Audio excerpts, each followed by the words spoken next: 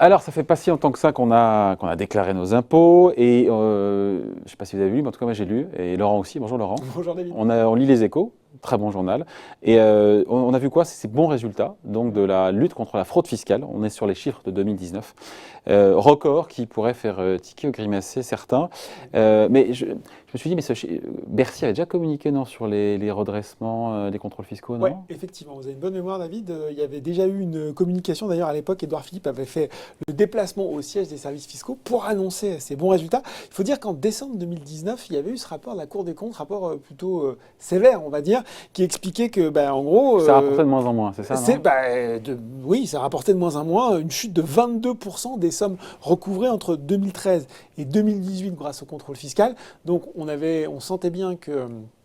tant du côté de Bercy que du Premier ministre, on avait envie de marquer le coup et on avait déjà communiqué sur un chiffre des sommes recouvrées par le contrôle fiscal. C'était 9 milliards d'euros, déjà un joli petit montant à l'époque, plus 16,3%, 1,3 milliard d'euros de mieux par rapport à 2018 et c'était surtout une inversion de tendance par rapport à 2015. Il faut savoir que cette année-là, le contrôle fiscal avait rapporté 9,6 milliards d'euros avant de s'étioler jusqu'à atteindre 7,7 milliards en 2018. Sauf que là, ce que nous disent les Échos, c'est que c'est plus.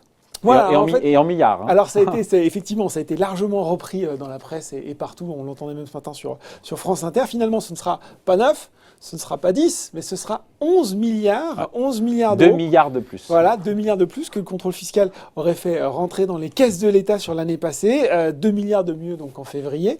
Comme vous venez de le dire, ce n'est pas fini parce qu'on peut ajouter à cette somme deux sommes supplémentaires, 358 millions d'euros encaissés par le STDR. Alors vous savez, le STDR, c'est la cellule de dégrisement. Oui, le service de traitement des déclarations rectificatives. C'était toute cette cellule qui avait été montée en 2009 dans ses premières itérations, on va dire, et qui a fermé en juillet dernier et qui visait à régulariser les avoirs détenus à l'étranger. Ouais. Donc on a une queue de comète, si je puis dire, du STDR de 358 millions. Et on a aussi 530 millions générés par la convention judiciaire d'intérêt public dans le cadre d'affaires de règlement avec Google et avec une société de gestion. Et quand on accumule tout ça, on arrive à 12 milliards d'euros. Précédent record qui remonte à l'année 2015 et donc dépassé si l'on exclut justement ces recettes du STDR qui à l'époque étaient quasiment à leur pic. Je crois que c'était 2,6 milliards d'euros à peu près. Donc avec ces chiffres, record, ça va vraiment dans les caisses de l'État, ces chiffres-là? Alors c'est vraiment ce qui est encaissé? Oui, c'est vraiment ce qui est encaissé. C'est une grande différence. C'est vrai qu'avant, on communiquait plus sur les notifications. Donc on était entre 15 et 20 milliards, on notifiait comme ça. Sauf que ce n'était pas l'argent qui était encaissé par l'État. Il suffit qu'il y ait des contestations, qu'il y ait quelquefois le contribuable arrivait à se défendre et ce n'était effectivement pas les sommes qui étaient encaissées par l'État. Depuis quelques années, je ne sais plus exactement depuis quand, mais on communique sur les sommes réellement encaissées, ce qui donne quand même une vision assez fidèle de ce qui s'est passé. Bercy n'avait pas anticipé ces 2 milliards d'euros, non? Non, ils n'avaient pas anticipé ces 2 milliards d'euros parce qu'au moment où ils parlent en février, ils avaient les chiffres qui s'arrêtaient à début octobre 2019. Donc ils avaient fait des estimations pour octobre, novembre, décembre, il restait un trimestre. Voilà, il restait un trimestre. Ils avaient fait des estimations plutôt prudentes sur ce qui restait à venir, entre guillemets, sur ce trimestre. Et puis finalement, il semblerait que beaucoup de dossiers se soient débouclés en fin d'année. C'est aussi le moment de régler ses comptes, sans mauvais jeu de mots. Et qu'en fait, ils ont été surpris par cette somme. Et donc à Bercy, quel discours officiel? Alors il y a plusieurs choses. Il y a effectivement, comment on explique un petit peu ce bon succès. Il y a plusieurs choses qui sont mises en œuvre. Déjà plus de contrôle, nombre d'opérations de contrôle, ça il le disait dès février, qui a augmenté de 8% depuis 3 ans, et pour s'établir à 54 000 contrôles en 2019. Et puis après on évoque plusieurs choses à Bercy. On évoque le durcissement législatif avec 2 lois, celle du 11 août 2018, la loi ESSOC. Je ne sais pas, ça vous dit quelque chose? Non. Si, en fait, vous connaissez, c'est la loi pour l'État au service d'une société de confiance. C'est le droit à l'erreur. Et c'est notamment le droit à l'erreur. Ce qui prouve que, et pour eux, ça pour les contribuables de bonne foi. Exactement, on essaye un règlement à l'amiable. Bercy a beaucoup communiqué sur le fait que les règlements, ou en tout cas les contrôles n'ayant pas fait l'objet de contestation, augmentent de 22 à 26,5%.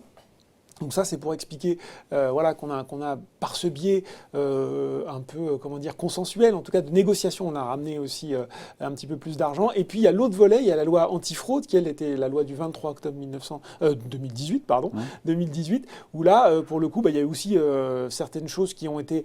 autant on a accepté le droit à l'erreur pour, on va dire, les fraudeurs de bonne foi. En tout cas, les vrais fraudeurs ont durci la règle. Exactement, il y a eu donc l'ouverture du verrou de Bercy, qui faisait qu'avant, l'administration fiscale était la seule à pouvoir lancer des poursuites pénales. Là, désormais, on transmet de plus en plus de dossiers à la justice. Exemple par exemple de sociétés qui auraient eu à 2 reprises des pénalités de 40% en cas de comment dire de manquement délibéré à un contrôle. Hop, ça s'est transmis directement. On a fait dire plus de poursuites aussi. Donc un arsenal un petit peu plus dur pour poursuivre les contrevenants. Qu'est-ce qu'on peut vous dire également non, mais voilà, c'est un petit peu près ça. Aussi la loi de finances 2020 qui a permis de renforcer les contrôles sur la fraude à la TVA, ce qui est aussi une cause massive de fraude. Bon, ça c'est 2019 et on finit là-dessus, mais 2020, le Covid, tout ça, je ne suis pas sûr qu'on retrouve autant d'argent dans les caisses de l'État en matière de contrôle fiscal. Oui, et puis effectivement, il y a déjà eu un arrêt des contrôles pendant la période de crise. Les contrôles devraient commencer à reprendre à partir de cet été.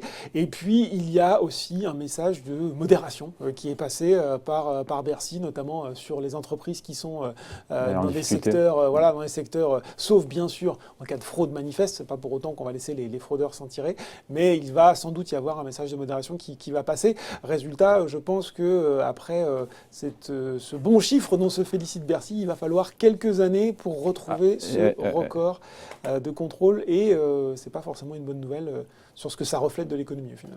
Oui. Bon voilà, en tout cas merci. On voulait vous expliquer justement d'où venaient ces 12 milliards et 2 de plus que ce qui était prévu. Donc voilà, ce que le contrôle fiscal qui rapporte donc beaucoup plus que prévu aux caisses de l'État. Merci beaucoup Laurent. On en a besoin. Tu m'étonnes.